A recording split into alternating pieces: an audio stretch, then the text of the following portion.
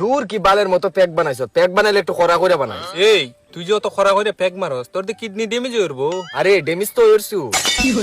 তে আর তুই মদ কাজ কিতা লাগিয়া? শুন, ডাক্তারে কইছে আমি ডেইলি 2-3 লিটার জল খাইতাম। এখন খালি খালি তো অত জল খাওয়া অসম্ভব, এটার লাগে আমি ডেইলি মদ খাই, আর মদের লগে তো 2-3 লিটার জল খাই লাই।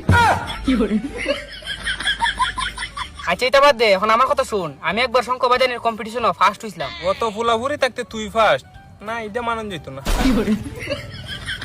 আরে আগে পুরা কথাটা তো শুনবে। আচ্ছা খ তুই। আমরা এখানে দুর্গাপূজা শঙ্করবাজারের কম্পিটিশন হইছিল, আর আমিও প্রথমে বাজাইছিলাম। মানে তুই প্রথমে বাজাইছ কিন্তু ফার্স্ট হইছত না। আগে পুরা কথাটা শুন রে মধুর সুধা। আমি মদ গায়ে শঙ্করটা বাজাইছিলাম, আর শঙ্ক একটুই আসলো, আর শঙ্করের থেকে মদ মদ গন্ধ বেরিয়েছে। ইতার লাগে আর শঙ্ক কেউ বাজাইছে না, তার মানে তো আমি ফার্স্ট।